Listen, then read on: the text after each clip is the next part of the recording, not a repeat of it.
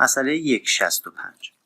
توی این مسئله میگه که یک تسمه داریم به رنگ آبی رنگ میبینیمش.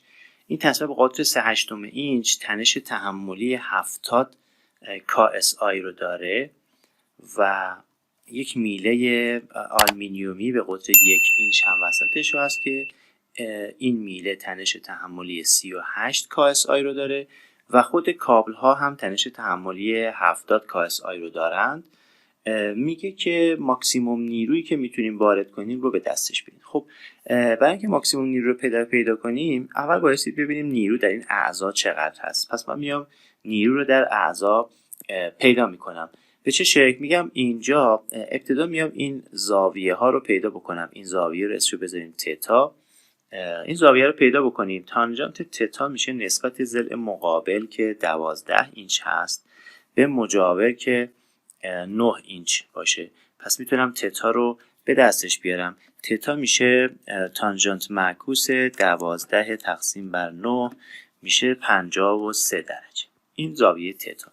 اگر زاویه تتا 53 درجه هست، این زاویه این طرفیه اینجا میشه 37 درجه. پس زوایای این پایین 37 درجه و زوایای عمودیمون 53 درجه است. اینها رو من اینجا بنویسم. تتا شد 53 درجه.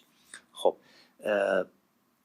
اینها رو پاک کنم. حالا میام تعادل رو توی این نقطه می نویسم. توی این نقطه من یک نیروی FB از این سمت دارم، یک نیروی FB هم از این سمت دارم. سیستم چون متقارنه دو تا نیروها با هم برابره. خب اگر توی این نقطه تعادل بنویسم لازمه که اینجوری انجام بدم. بگم Q رو به بالا برابر با 2 تا FB ضرب در این زاویه 53 درجه بود ضرب در کوسینوس 53 درجه ضرب در کوسینوس 53 درجه. خب میتونم مقدار FB رو بر حسب Q به دست بیارم به این صورت. پس FB میشه Q تقسیم بر 2 تا کوسینوس 53. 2 ضرب در کوسینوس 53 رو حساب میکنم میشه 1.2 معکوسش اگه بکنیم میشه 83. پس FB برابر با ممیز 83 Q. این مقدار FB بر حسب Q. پس بنویسم FB برابر با ممیز 83 Q. خب حالا میام توی این نقطه، تو نقطه C. تو نقطه C ما اینجا FB رو داریم، اینجا هم FB رو داریم و یک نیروی دیگه از این سمت داریم که به میله وارد میشه. FC اسمشو بذارم. توی این نقطه هم تعادل می‌نویسم. تعادل توی این نقطه به چه شکلی هست؟ میشه FC برابر با 2 تا FB.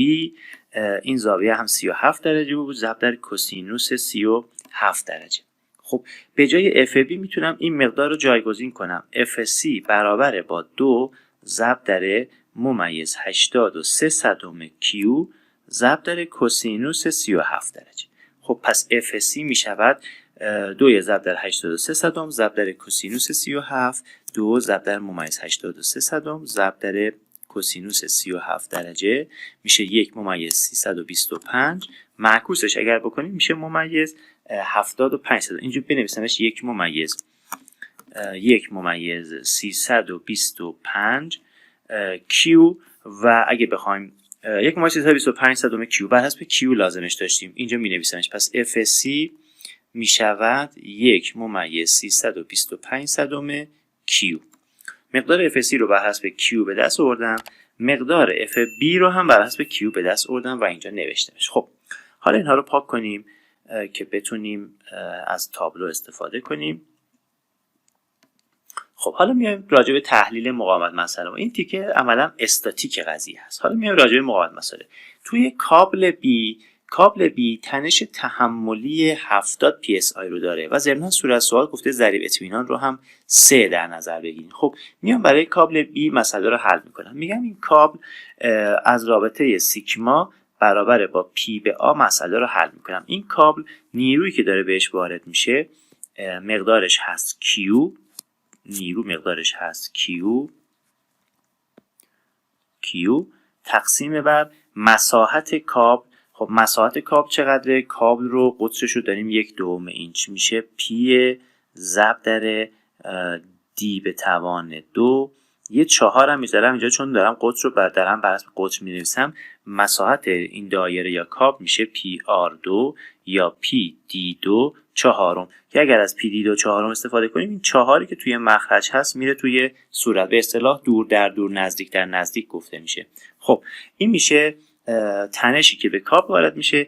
تنش تحملی کاب چقدره؟ 70 PSI بود. 70 تقسیم بر 3. پس میتونم از این رابطه مقدار Q رو به دست بیارم. خب Qی که به دست میاد چی میشه؟ میشه 70 تقسیم بر 3 ضرب در 3.14 ضرب در ممیز نیم به توان 2 تقسیم بر 4. Q میشه 4 ممیز 57 کیلو پوند. چون من اینجا دارم بر حسب KSI میذارم 70 رو، عملا کیلو پوند هست. خب پس ضرب در هزارش بکنم که بر حسب پوند باشه. پس کیو میشه، میتونیم اینجا این 70 رو ضرب در 1000 بکنیم که واحدش بر حسب PSI باشه. پس کیو میشه 4579 پوند. اینجا بنویسمش کیو 4579 پوند. خب این کیو مربوط به کابل. حالا اگر بریم سراغ مثلا تسمه، یعنی این عضو آبی رنگ، تسمه به چه شکلی هست؟ اگر سیگما مساوی پی به آر رو بنویسیم، برای تسمه نیرویی که توی تسمه هست FB هست 83 صدم کیو. پس می نویسم ممیز 83 صدم کیو این نیرو تقسیم بر مساحت تسمه قطرش 3/8 اینچ هست، میشه پی ضرب در 3/8 به توان 2. یه 4 هم میذارم که تبدیل بشه به قطر. برای تسمه هم تنش تحملی بوده،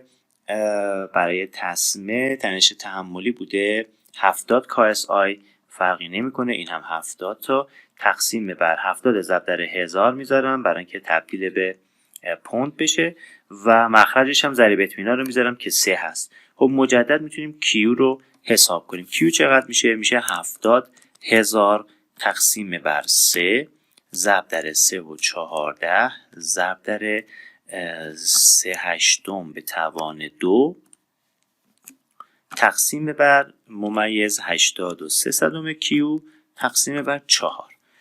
کیو میشه 3103 پوند.